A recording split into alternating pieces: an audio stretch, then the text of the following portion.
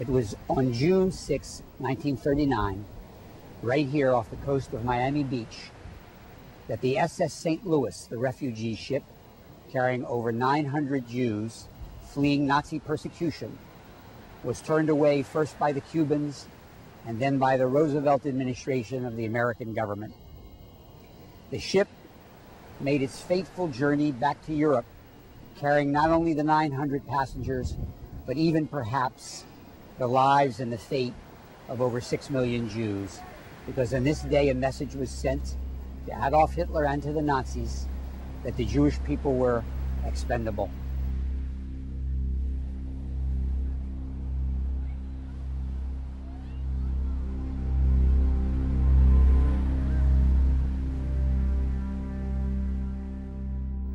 My name is Herbert Karliner, and 70 years ago I was just outside Miami Beach on the ship St. Louis, seeing beautiful Miami Beach, and but the United States wouldn't let us in.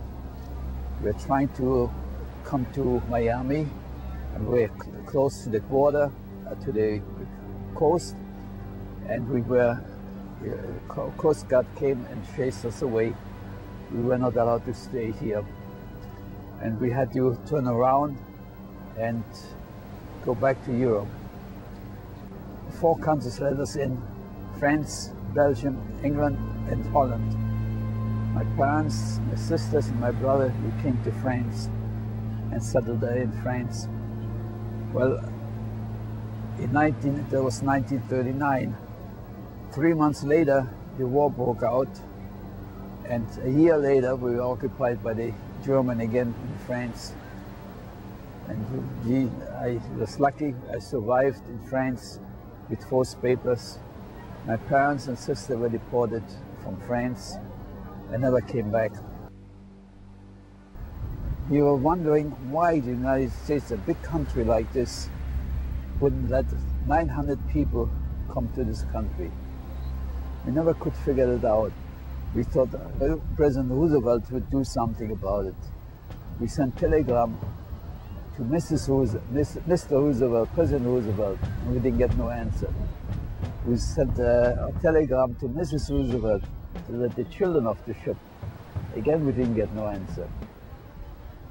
We sent telegram all over Central America, South America, Canada, and we were denied. We were denied. We were denied. We were denied.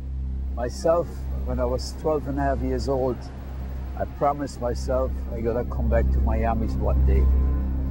Well, it took me a long, long time to come to Miami Beach, but I made it.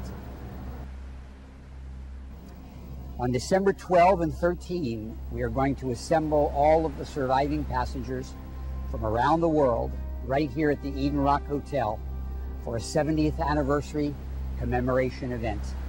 The passengers will sign Senate Resolution 111, which was an acknowledgement of the tragedy of the St. Louis, and that document will be accepted into the permanent archives of both the National Archives in Washington, D.C.